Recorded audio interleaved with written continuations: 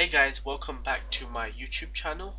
Today's video is going to be a little bit different. It's going to be about Bitcoin, its relation to gold, and whether or not Bitcoin can actually make you a millionaire, which a lot of people claim on social media and on YouTube and different platforms. So this will be sort of a real video in actually understanding it rather than making the assumption and watching videos thinking, oh, it'll make you a millionaire.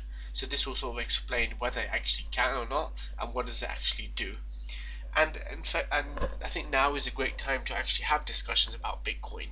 And the reason being is because it has tumbled from its high. So most of the bubble has gone. So it will lead to more sort of discussions rather than before, where it was all about, because of the hype, nobody just wanted to hear about the flip side. So I'm hoping that everyone will be open-minded in this video. As Ray Dalio says, that open-mindedness is key. Those of you who don't know who Ray Dalio is basically a hedge fund manager who runs, or used to run, Bridgewater. He just about stepped down now. And he basically he's releasing his book about sort of skills and what sort of ideologies you should have to be a good investor. Anyway, so let's start right at the beginning. So with Bitcoin. So Bitcoin obviously started coming in the limelight about a year ago now, in 2017, when we started getting about $1,000 bucks a coin, if you will. And obviously it had a rapid gain all the way up to 20,000, pretty much peaked at in December of 2017. So in terms of gains, what was that? Let's see, from about 1,000. So I think a lot of people did actually come in about that point, or did kind of get some headlines then. So that's about, what was that, about 2,000%, 1,800, 2,000%. So obviously for the people that were in it and did actually sell it at the peak, obviously not everyone can time it great, but if they sold it roughly near the peak, they must have made obviously great money. And obviously well done to them. It doesn't mean, a lot of people have said this and that about Bitcoin, whatever they said. If you're one of them who were in early and sold and made money, congrats to you, you've done well. Whether that was pure luck or whether that you thought you were a genius, it doesn't matter. At the end of the day, you made the money, so well done. Anyway, so now is a good time to sort of have a discussion about it, like I said. So obviously we've tumbled nearly close to around 80% now. So from 20,000 to about 4,000. So we have tumbled 80%. Can it go down further? I certainly think so. But what is the future state of it? So just understanding a bit more about Bitcoin, let me just pull up the slide. So what is Bitcoin? So Bitcoin is a cryptocurrency, like you have other cryptocurrencies like Ether, Litecoin and Ripple. And what it actually does is pretty much that people have designed it, or this I can never pronounce his name properly, but Satsi Yakamoshi in 2009 said, look, after the financial crisis, there should be a different place where you could store value. So he had created and mined this cryptocurrency called Bitcoin.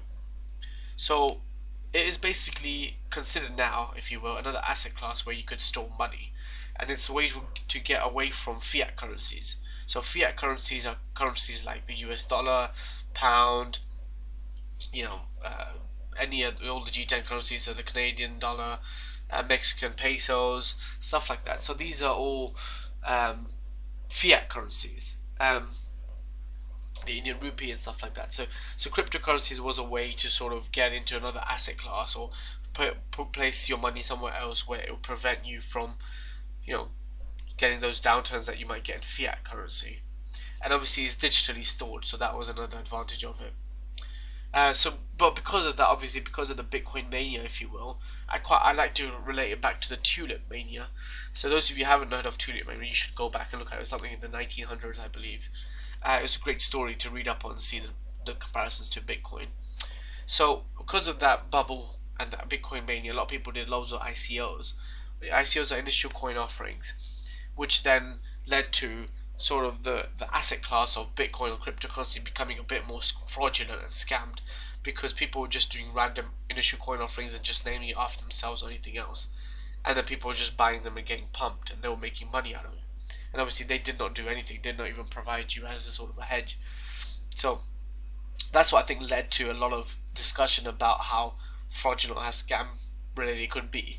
But bear that in mind, obviously that was with the different ICOs. With Bitcoin itself, it's not a scam as such.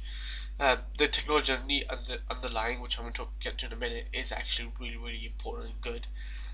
But Bitcoin itself is just a cryptocurrency, and how do you sort of value that? It's quite difficult, which is why a lot of high-end investors try to stay away from it. Obviously, some people did dive in, but yeah. And I would think so.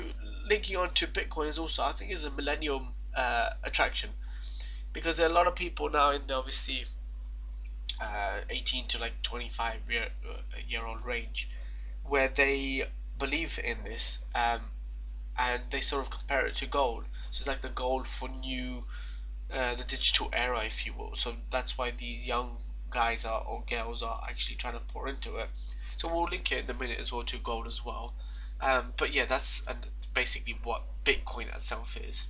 But the underlying technology is actually really important. It has been around for a long time, and big banks also use it. So you've had Jamie Dimon from JP Morgan, who has criticized Bitcoin, but they actually do use the technology of blockchain a lot in their banks. So just to give you a bit of an idea what blockchain technology is. So blockchain technology is basically is a decentralized place where, so when you transfer, to just give you an example, just to make sure you guys understand it, when you transfer information, so you send over an attachment or a PowerPoint or a Word document, you're sending over a copy than the original. So what blockchain allows you to do is to send, obviously when you send money across, you cannot send copies. So what blockchain allows you to do is send money across digitally originally. So the original amount. So how is it becomes original? So it goes back, it goes into the ledger. So what basically happens is, just to sort of give a proper example, real life example. Say I want to transfer 100 rupees, sorry, £100 into India, for example. So what would happen would be, I would use the aspect of blockchain technology to transfer £100 through digitally.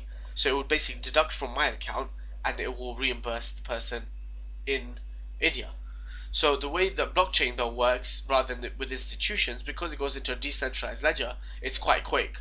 In a matter of minutes they can get the money, whereas through banks you have to go through a bank, they connect to the other banks, find a bank in the middle where they have connections or relationship with, and then it gets transferred. So that's essentially what it does. So that's basically a transfer of rather than information, it's a transfer of, say, wealth or value, if you will. A transfer like that. So rather than giving, obviously because you can't give a copy, you have to give the original.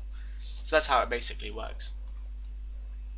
So sort of linking it to gold and just making sure people understand exactly why people are thinking of it as gold. So the reason why people are comparing it to gold, firstly, is because gold has been around a long time, and gold is considered to be a safe haven like other precious metals, i.e. a place where you put money when the economy is not doing well, or even as a hedge to protect yourself in the next economic downturn, which is obviously going to happen because it's a cyclical thing. So what Bitcoin is now compared to gold, because a lot of people are saying, look, this has been around for what, over 100 years, 200 years in fact, and they are thinking, or people are thinking, is that they should be now everything is evolved and changed. Why isn't there alternative to gold? And now, because of the millennium craze in technology, maybe Bitcoin is the new gold, where people will pour money into Bitcoin rather than gold, as a way to protect themselves from economic downturns. So before recessions happen or during recessions, they will have an opportunity to put money in that sort of currency, non-fiat currency, which will allow people to sort of be hedged and protect themselves. So yeah, coming to the sort of the end of the video, just to go back onto what the title was: will Bitcoin make you a millionaire? Now, personally, it won't. It can be argued, but I don't think it will.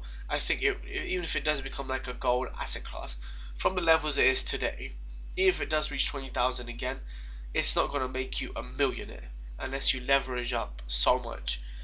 10 times, 20 times, whatever you might want to do. But the problem is of leveraging it like that, again, like I will explain one of the other videos that I do. If you leverage up, say 100%, if the stock or if the asset class goes down 10%, you're wiped out, right?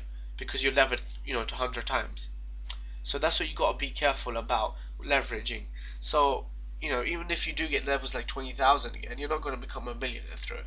However, what could potentially turn into something really big, or the new technology of, like we had the technology of internet for the information, which could be for the next value, internet for valuing, sending over, basically transferring wealth and stuff, blockchain. That could potentially do so. So rather than focusing more on the cryptocurrency itself, find and learn more about the blockchain itself and what companies are working and focused on blockchain technology and making that the next big thing. And that could potentially make you a millionaire. But again, that does require a lot of knowledge in the industry, in that field, which you should be doing work on rather than speculating. But yeah, that's the end of the video. Please make sure to subscribe, like and share. Comment what you want to see next, and I hope you enjoyed this video. Bye.